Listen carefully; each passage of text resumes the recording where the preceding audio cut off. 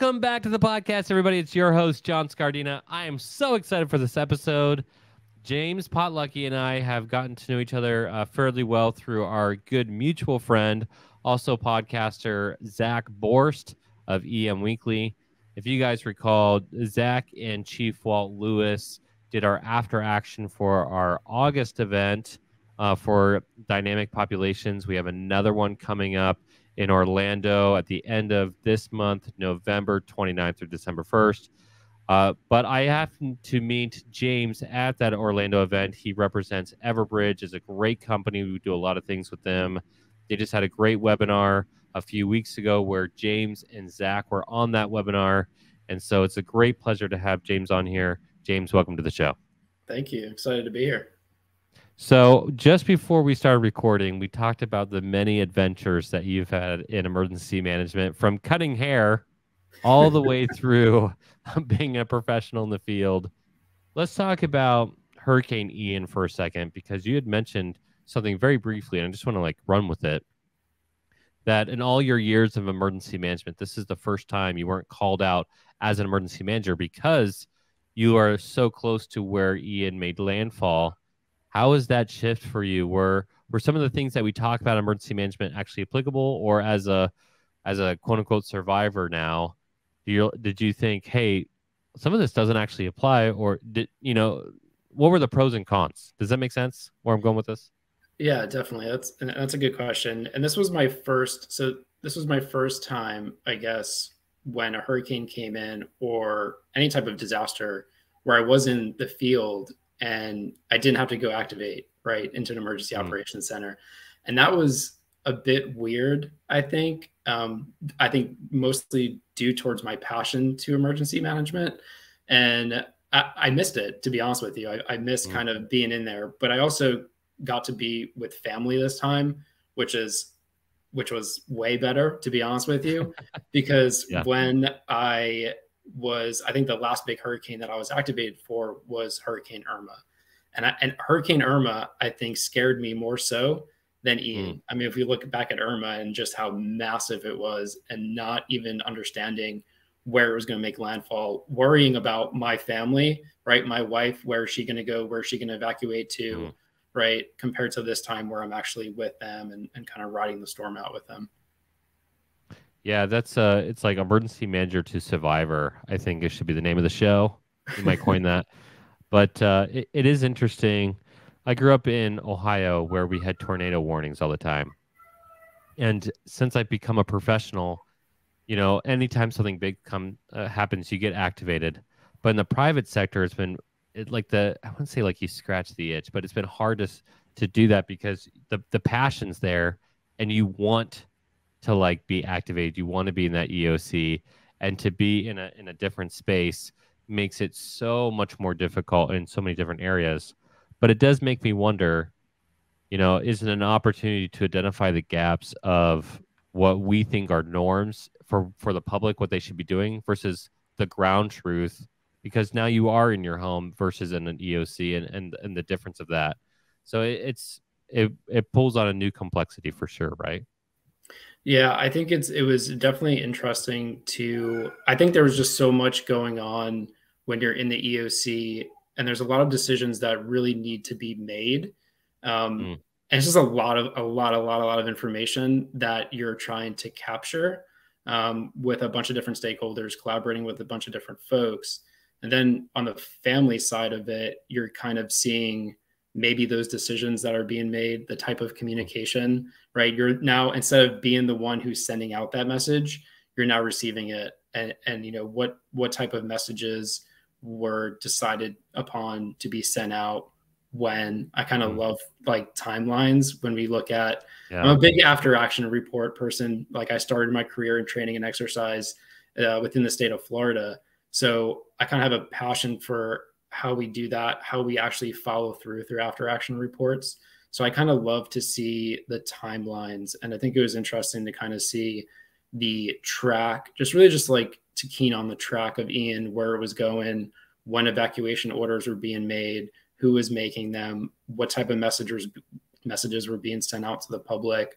So while I did miss the activation role and and all that, Mm. stuff within the EOC, it was definitely interesting to be on the other side of it, knowing what I know now, like being through different activations and then kind of seeing it from the public side. And I think that The also, user. Yeah. yeah, I think that kind of also helps in a way too, when we look at after action reports and, and kind of getting different messages and, what they were saying. And I think it kind of helps now. I think that's why it's so important that we receive feedback from the public.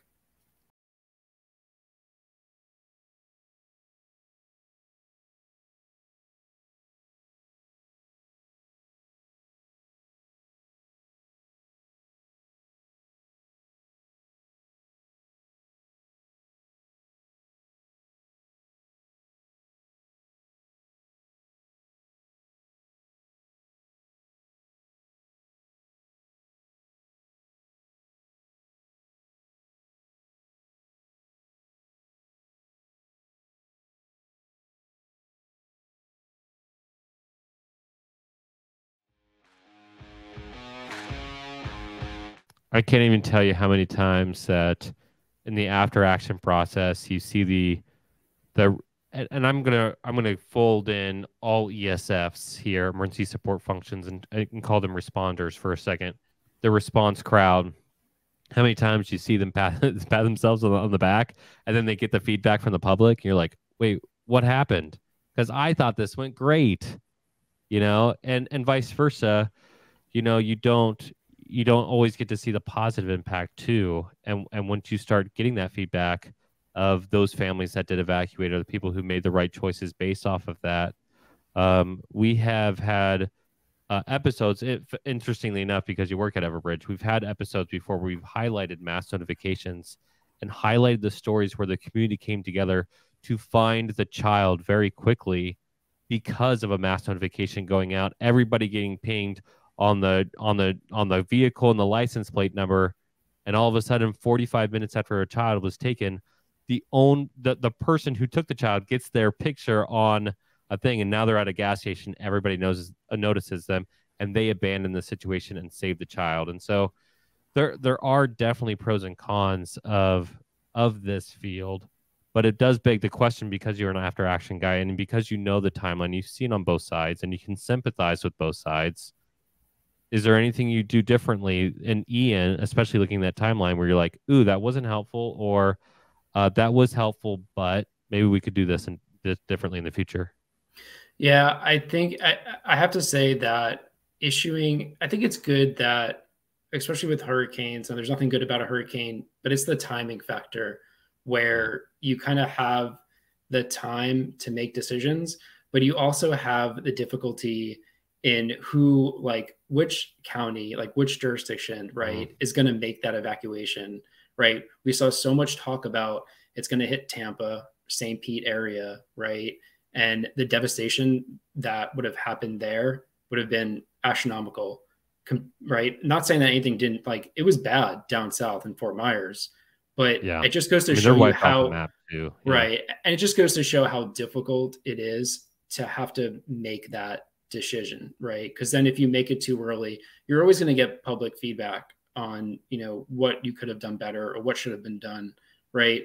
But I think when you kind of watch that track and you see how, I think it was pretty accurate within that 3-day cone, right? And then you get Mm-hmm. the 5-day and it's kind of, a little, you got to like look at it and try to see when you're really going to make that evacuate or call that evacuation, or if you're, you have to make that evacuation if it's coming towards you to save people's lives. But there's also a lot of like a learning curve too, I think. And I did this a lot when I was in emergency management, where even just knowing your evacuation zone, right? But knowing how well your home was built, when it was built, Mm. all that stuff, I think helps. Like, do you really need to evacuate, or can your home withstand the winds that are about to be within your area? I think there's a lot of learning on the public side that we as emergency managers, we go out and we preach, what is that? Like, where are you within, we're talking about the state of Florida, where are you within the state of Florida? Where are you within that evacuation zone?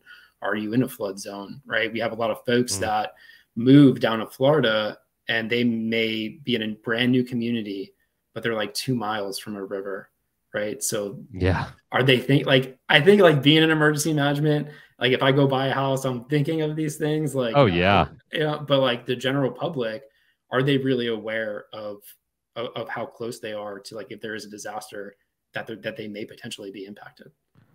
I went to lunch today with a friend and they were talking about a lot of did you knows. He's like, did you know that they have maps of where the flood goes? And I was like, yes.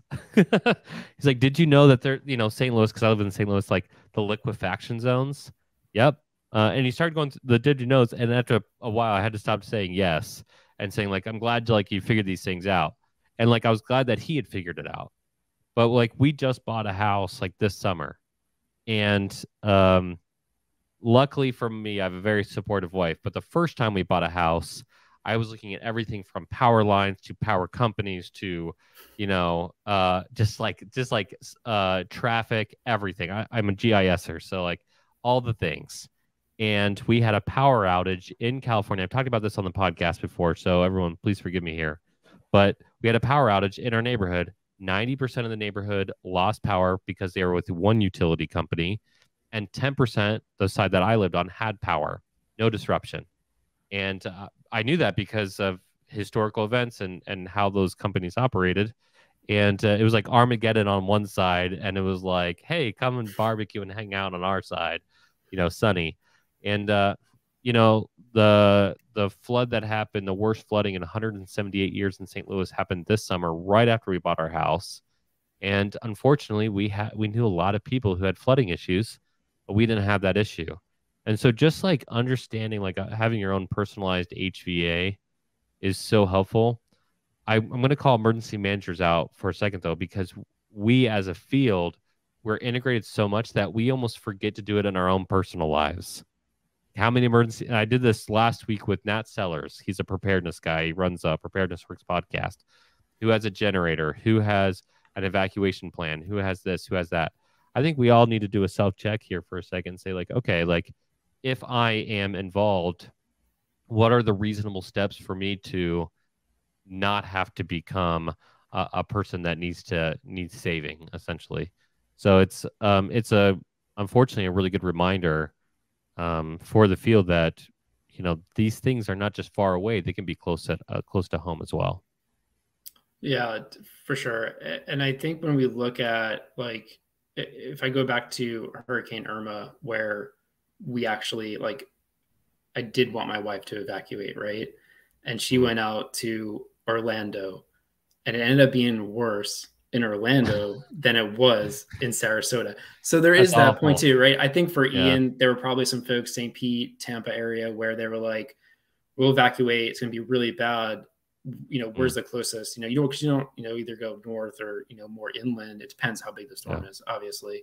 But I But they think went to Orlando they too. kind of did the same thing. Yeah, they went Yeah. to Orlando. So it's Maybe just like Orlando's not the great evacuation spot. The, we'll have to maybe change that's the that. after action. Yeah. Yeah. Actually, George Siegel, he runs Tell Us How to Make a Better podcast. I was just on a show, and that's exactly what he said. I was like, my family's going to evacuate to Orlando. They said, hey, hurricanes are big. It's funny. The cone of uncertainty, even though it is a misnomer for a lot of people, they don't understand like that's not where the hurricane goes. The eye could be anywhere in that. The problem is we went like halfway with education on that one. The Everyone's like, okay, let's start looking at the tracks. So they started looking at the tracks, and the general consensus was Tampa. But if they actually did follow the entire cone of like this could be the scope of it, then a lot of people would have gone to Orlando.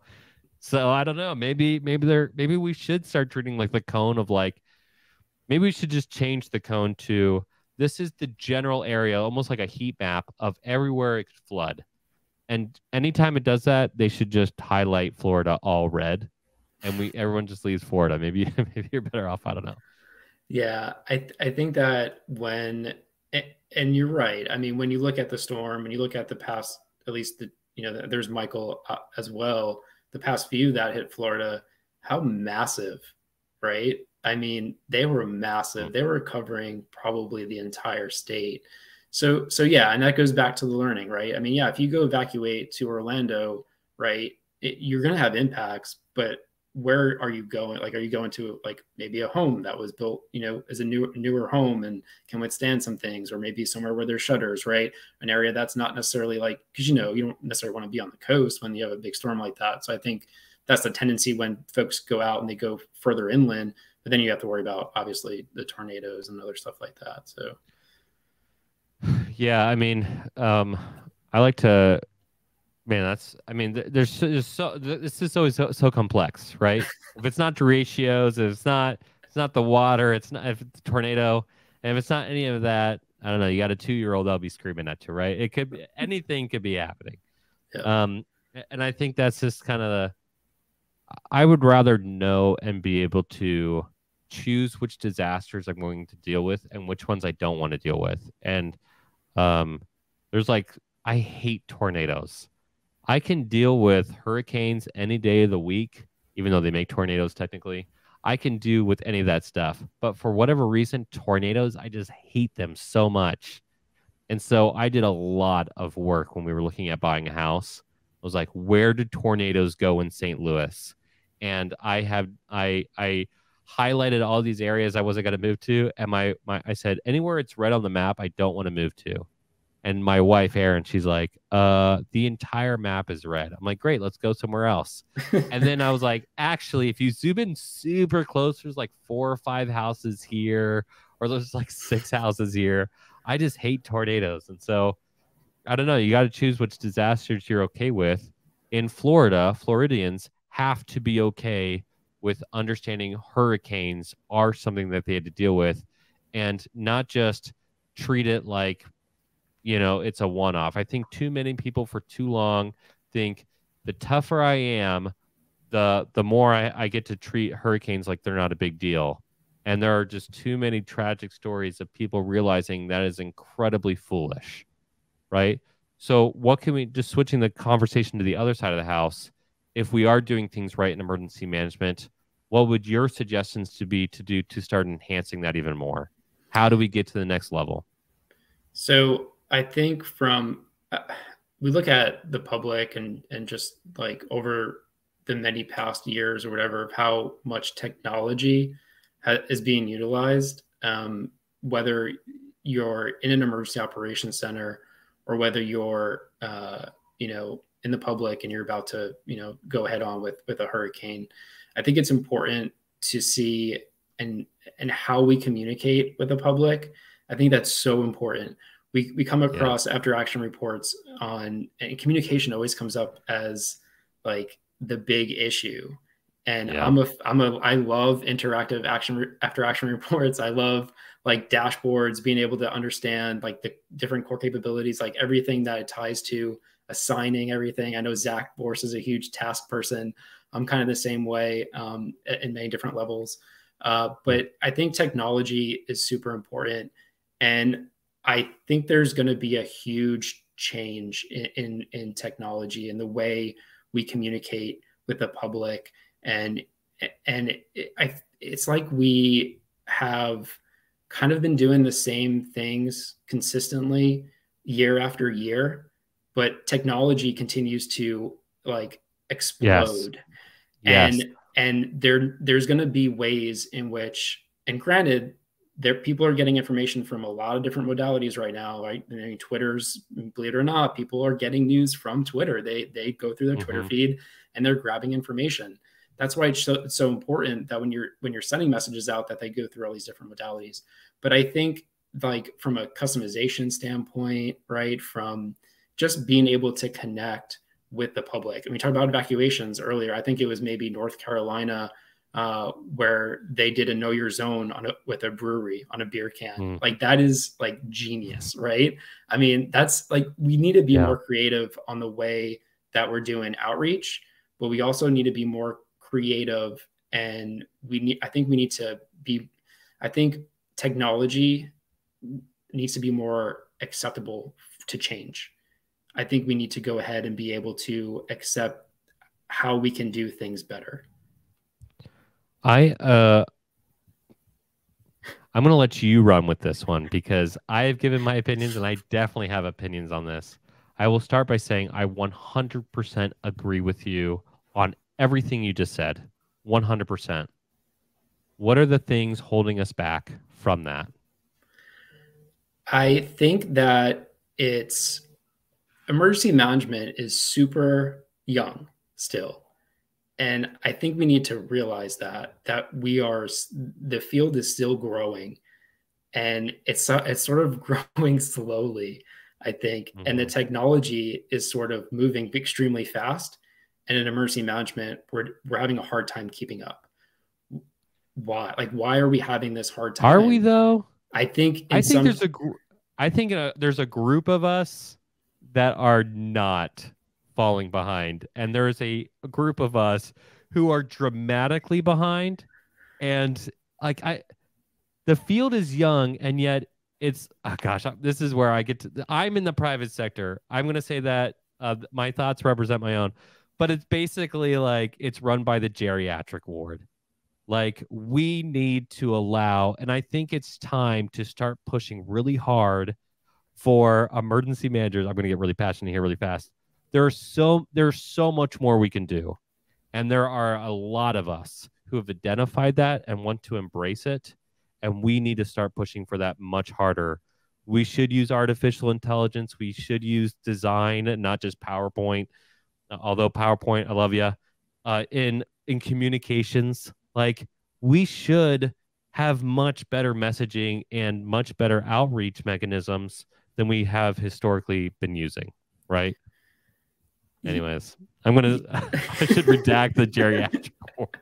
But you get it, yeah, right? You see what I'm saying? Yeah. 100%. And I Yeah. think, and I'm not here to say that there aren't folks that aren't embracing the technology. There 100% are folks out there that are using awesome technology. I was sort of part of that innovation where I was lucky enough to be at an emergency management department that Mm. wanted innovation, right? That accepted innovation and to do things differently. That is so important. That is so important, I think. But it's going to take time for, I think, other departments to obviously catch on. And then, I mean, there's a whole bunch. I mean, there's budget. I mean, we can really go into to a lot of different So many areas reasons. Yeah. of maybe why it hasn't been embraced. But I think that, but there's also another side to it. There's a side to it where there's so much technology where there's duplication of efforts. We always talk Mm. about Good collaboration. point. We always talk about collaboration and like the reason why I went into the technology area of emergency management because I was in the an emergency management department or emergency management for about 8 years, and I became fascinated with the technology that we were using to communicate, right, to Mm. manage incidents. And I thought there could be more done to that. And I wanted to change my career path to go into technology, focusing on improving the technology that we use to communicate, improving the technology that we use to go ahead and manage disasters. So I think but when we go back to the collaboration piece and the stakeholders, there is all of this technology that is being used that is kind of sort of doing the same thing in some way, shape, or form. And there's Yeah. like this ball of confusion to where, you know, what do I use to, do X, Y, and Z? And Mm. I would love to see something come together, right? And be what that next generation is of technology, like Perfect. where the public sector and the private sector are actually working together in one system, I think is where we'll see the next big thing, right? And making it and being simplified too. I think there's a lot of reason why folks tend to move away from technology, especially in emergency management, is because they don't necessarily want to, or it can be difficult, right, to learn. It's like a new system, it's a new process. Folks like to do things, if it works out for them, great. If paper still works out for you, great, right? But if things Hmm. can be more streamlined or be easier to use when it comes to using technology, I think I'm excited to see it, and I'm excited to be like in the field at this moment, and I just can't wait for it to kind of explode, into something much much bigger. Yeah, okay. So officially, James, you're now going to be our spokesperson because I'm the guy who's like, geriatric ward, I'm rude, I'm a jerk, but you're like, hey, this is really exciting. The one word I like to change, and hopefully you're okay with this, is instead of saying different, I just like to say enhanced. It's time that we start enhancing our capabilities. The the forefathers, the people who came before us, who really started to figure out a lot of these problem sets and who managed large scale disasters with pen and paper and who've done all this stuff. It's like hats off to them for trying their absolute best. Like no disrespect for the level of passion, effort, all those things. But at the same time, I think it's okay to recognize that it is time to enhance. Pete Gaynor gave a great article. I've brought it up several times. So if you're listening to the podcast and you haven't read it yet, shame on you. But he put it on GovTech, I believe, and he just talked about who we are and said we're entering the third phase. We are in infancy as a field. We are now starting to become more aware. People are becoming aware of us through the public and private sector. Things need to start happening, and really like what you're calling out is, man, I'm 100% all in. So you can start being our spokesperson there, but like, let's start embracing as much as possible.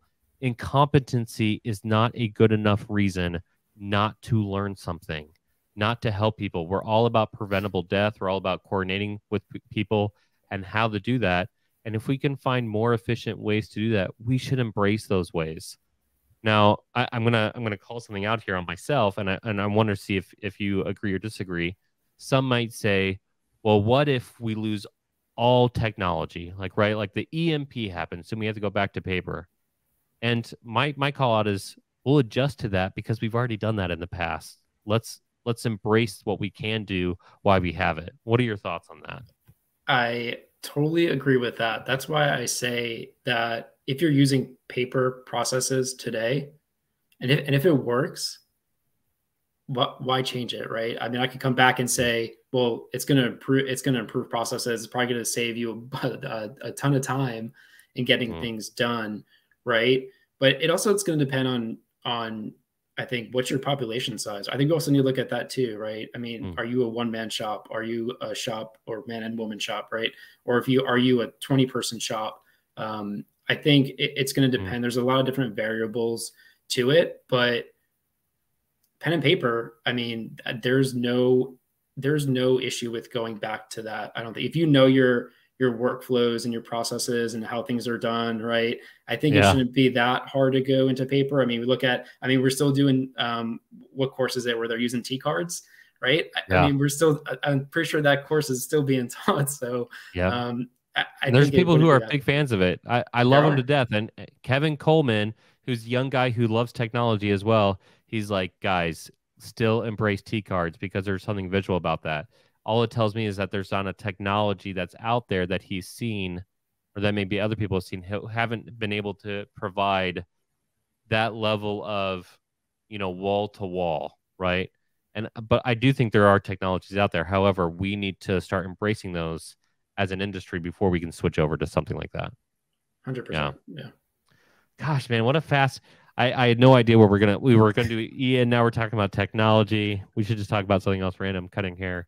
Yeah. Um, but really what it comes down to is whether it's Hurricane Ian and the perspective as an emergency manager or perspective as survivor, whatever it may be, after actions are important. And I think one of the after actions that we're finding right now is that we need to embrace the fact that the public needs more and we can do more with technology without actually adding more to our plate. My plea to the field is if you're running ragged, if you're that team of one or you're in a team of 20 and you're still tired, there's systems out there that can make your life easier. And you should, when you're in a blue sky moment, you should embrace different options. So I'm going to give the big one because you're with Everbridge. I like Everbridge. And Everbridge is one way that they provide a lot of solutions. What are some other technologies? I took your thunder with Everbridge. What are some other technologies right now? Emergency managers, if they're listening, they're like, okay, what technology should I embrace? One, two, three. Do you have options that they should look into? Are we talking type of technology or? Anything that you think, like if I'm listening to this podcast right now, you and I just went off on embracing technologies, right? Well, that's really vague. So if I'm the county emergency manager in Forsyth County, Georgia, or if I work at a hospital in Virginia, what technology should I be looking into right now? I think technology, and not that I'm coming from Everbridge, but I think the communication side of it is probably the first thing you want to get done right. I remember when I was activated during Hurricane Irma, and we were in the EOC, and I was in the situation unit leader, so I had a lot of information that I needed to collect. And the way that we were communicating, right? It was email, it was phone call, it was running around the EOC, it was all these different things, and all the information was coming in through different areas. Now, how do I take all that information and kind of sum it up, right? When by the time I do that, it's probably going to go ahead and change again, all that information, right? Yes. Because we look at emails, right? You have folks who are coming into an EOC and they're not doing their daily job, but they Mm. have an email that they use every day. And now I know during Irma, we had provided them like a section chief email, right? A planning section chief email. So now they're working from two different emails, right? And they're trying to receive and trying to manage that. Then you go into shift changes, right? So that person coming in is going to be completely lost on what was communicated. Yep. So I think from the start of it, I think you really need to look at communication. How are you doing communication internally, and how are you doing communication out into the public? And then obviously you get further down the road where you're looking at, how are you really managing an incident, damage assessment? How are you doing all of that stuff? Resource management, I think, is really important. But the start of it really should start with communication. Yeah, I love that. Communication, if I can stop seeing that on after actions, I'll know that we've entered the new phase because right now it doesn't seem possible, right? Because we collaborate and communicate. That should be the two things that we're calling out in after actions, anyways. With communication technologies, we provided one. Just for again, those who are listening, I say embrace dashboards. There's lots of different organizations that can do that. Whether it's using Tableau, a Microsoft product or an Esri product or whomever, incident management software, start to learn about what you can visualize. The more you can visualize, the faster. And if you are looking at visualizations, or you're a GIUL, or you're looking at you're the CITL, think, can other people understand everything I'm trying to communicate within 10 seconds of looking at this? And so if you're like, okay, I already have dashboards, how do I make it more clear? Simplify. It is okay to have more than one dashboard. In fact, state of Florida does this really, really well. They had a historical product called the Gator. I think it's called something else now. Yep. But in their EOC, is it still called the Gator? I don't know. Yep. It is. They cycle through all the different critical infrastructures, where the stages of everything. And you can look up, and as it cycles through the maps, you can have entire situational awareness for the state of Florida within like a moment, right? A couple moments of looking at this just as it's cycling through. And so I would get to do that. We brought up pen and paper. Find products that can help you automate. I will give you a real world example. Hurricane Harvey, Corpus Christi, everything's wiped off the face of the map. And somebody came in and handed me like 30 pages of torn out pages of a notebook with addresses on them and what he thought the damage assessment was on each house. And I was like, what would you like me to do with these papers, right? I was like, we literally have a product on an iPad to do that. He's like, well, I forgot my iPad at the hotel. Like, it really would have been faster just to drive back to your hotel instead of writing it down. And so between dashboards and automating processes through checklists and that kind of thing, and then dealing with the one-offs through pen and paper, or the outliers through different, communication means, that's fine. But, visualization, communication, that kind of stuff can really help them out. I think when we look at, I love dashboards. I think they're super, super important. But before we get into dashboards, and you mentioned it, right? How is that data being collected? Like, what is that process for that data being collected? Because when that data is being collected, right, you can analyze it and understand what really needs to be on that dashboard. And that's going to give you the information. So when you look at Perfect. that dashboard, you should be able to, right, I should come in and I should be able to understand the story, right? I wasn't here for 2 weeks, 3 weeks, but if I go up there and look at that, I understand what's going on. And that's kind of how I can start making decisions. Well, you brought up timelines earlier. A dashboard that can show timeline. I was just out of here for the last operational period. We made a major shift in this disaster. Why? Well, if I'm seeing a map and I'm seeing that like a dam broke and that the water now shifted over to a new area, instead of having to read emails about like, oh, we think the dam's going to go, we're going to intentionally flood this neighborhood, we might do this, Army Corps of Engineers suggesting that. But if I could just see it quickly, like, oh, okay, this is why things are shifting, so important. And data validation, as you called out, wow, that is huge. We've had issues in the past where everybody likes to use their own data set, and now you don't know what is truth. So, just piggybacking on what you're saying here, there's the maps to show your stakeholders that what you're doing is valid, i.e., the pretty maps. And then there's the maps that help, or maps, data, dashboards, whatever you want to call it, that help you make decisions. And understanding that those may be totally two different things is okay. And you should have a system in place to show that. Every time we had politicians or media come into the JFO, you better believe we had some really cool, pretty maps everywhere. But for like the federal recording officer or the plans ops chiefs, the maps that were in their rooms were to help them understand what was happening in the disaster so they can make decisions very quickly. So anyways, lots of really good ideas that we could probably talk about forever on here. James, as we're wrapping up here, we've took a lot of different turns. Sometimes that happens on these conversations. It's kind of fun to talk with an expert like yourself and to hear different perspectives and really just dive in a natural conversation.